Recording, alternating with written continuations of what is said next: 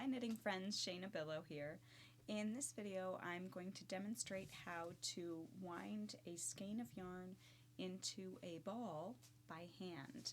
So this is assuming that you do not have a ball winder and swift combination, which I will show you in another video.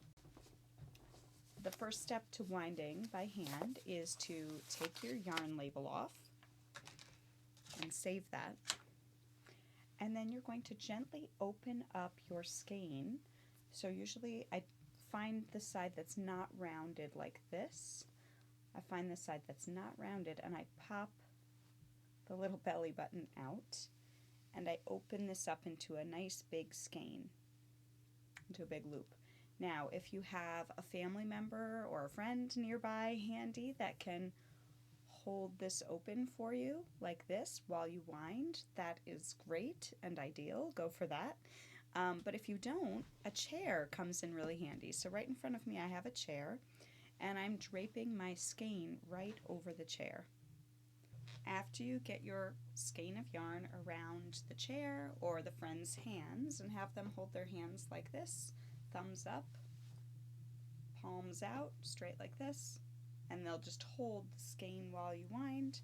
Otherwise, again, it's around a chair or your knees, if you like.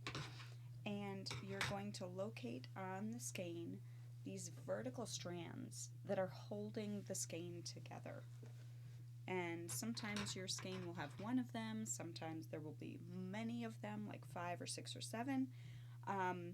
Sometimes they will be in the same yarn that your yarn is, and other times they will be different yarn, like a cotton that's holding everything together. Alright, so you're going to find those vertical strands and you're going to snip. And then delicately you'll take out those vertical strands. Typically, one of these vertical strands will actually be the beginning and end of your skein.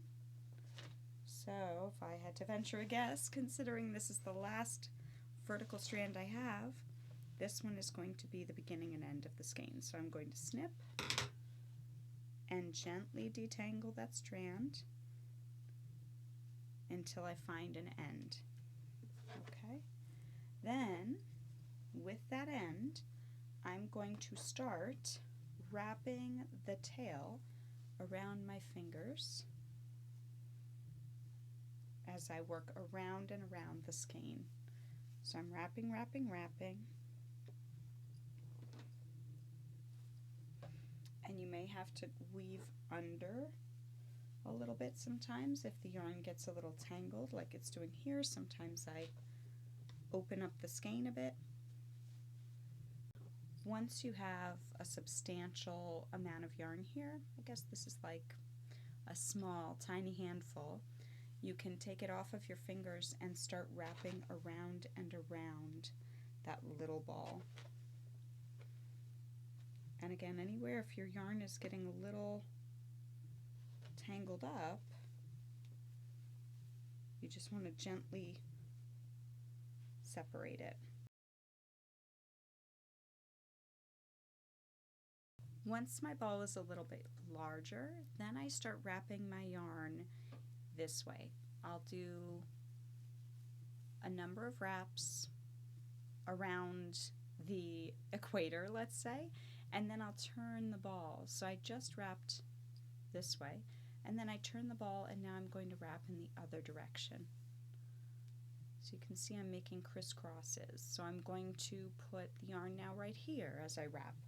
And I just do a couple wraps in that direction, and then I turn the ball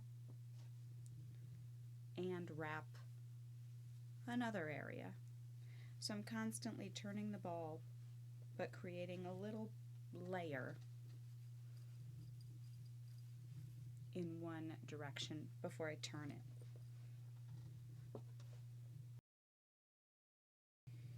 And then sometimes you hit that sweet spot where all the yarn just keeps winding nice and smooth without getting tangled. I love that. You'll hit that sweet spot more if you have someone holding the yarn for you.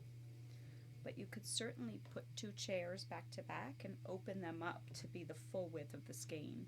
Right here my skein is a little loose on here, But if all the yarn in the skein is held nice and open, it tends to behave a little better as you are wrapping your yarn.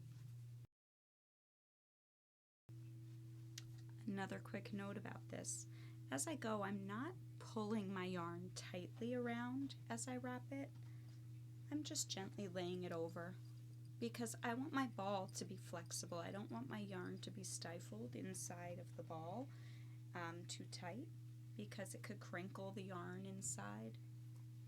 We want to let the yarn maintain its bounce.